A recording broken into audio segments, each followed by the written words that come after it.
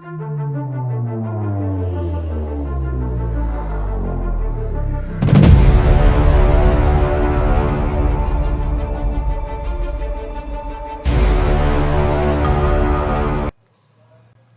el año 1650 que vinieron unos misioneros españoles, ¿no? Y entonces ya ellos evangelizaban en este territorio, porque este territorio fue muy dado de españoles, luego llegaron los franceses, alemanes, y ¿qué hicieron? Habían otras partes, digámoslo así, ¿no? Que eran los indígenas. Y los indígenas, ellos aquí como era una zona que existía mucho oro, empezaron a trabajar ellos el oro acá bastante en toda la región. Y esta región también fue muy productiva de harina de trigo. Inclusive usted ve en el parque esos molinos que ve, era que antiguamente esto era como un acopio donde venían todos los de Suratá, los de California, todos estos pueblos, y aquí era el centro, la principal de toda lo que se producía en harina, ¿no? Entonces ellos comerciaban la harina con el oro. Entonces empezó en el año de 1650 y los indios que habían acá, ya ellos ya tenían un nombre de los chitareros, los indígenas de los chitareros, porque ellos entonces se dedicaban también a las siembras del maíz, las siembras de la yuca, y ellos, y el oro lo trabajaban, pero más que todo era la harina también, ¿no? Hacia el año 1700, entonces ya llegaron lo que decíamos, los blancos y los mestizos. Entonces empezó como a crearse la idea de hacer una iglesia, una parroquia.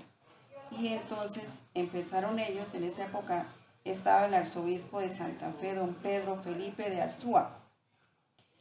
Y se dieron a la tarea de empezar a hacer la iglesia. El 16 de abril de 1749 fue erigida la parroquia de Santo Exeomo de Cácota de Suratá. Así fue el primer nombre que tuvo, Santo Exeomo de Cácota de Suratá. Y ese terreno fue donado por un señor que se llamó Fernando Jaimes. Fue proclamado pueblo de la corona española, precisamente por lo que les dije, que aquí fue un territorio que vinieron muchos los españoles. El primer párroco fue el doctor don Cristóbal de la Torre Lago y Eslava.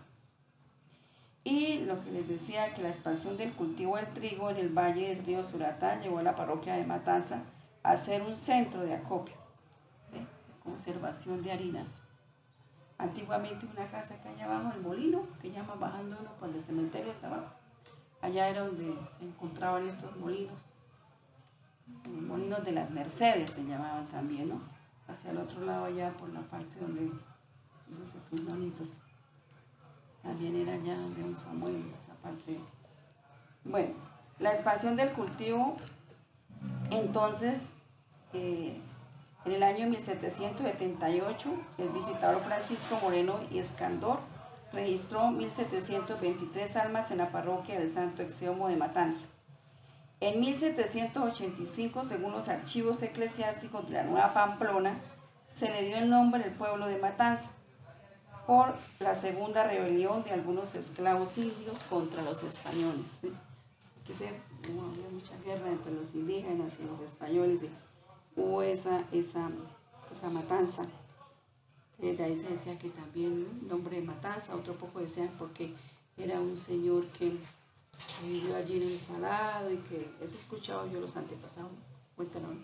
Y entonces el señor era como bobito y había unos hermanitos y mató también otros hermanos. Es que como a 7 hermanitos los mató, entonces también que se llama la matanza. Otro por tantos indígenas que había en un cacique Matanzú, entonces desconocemos cuál de esos 3 es el nombre, ¿no? En ese mismo año dice que el cura Marco José Moreno de la Parra emprendió la tarea de ornamentar y decorar el templo. Entonces, ese retablo que hay al fondo, ahorita no está porque es como tuvimos un temblor y nos lo acabó hace 8 años, entonces en ese proceso es que estamos de restaurarlo, pero eso fue hecho con retablo de pinturas, de orfebrería, platería, inclusive eso tenía oro. Eso sí, cuadros muy valiosos.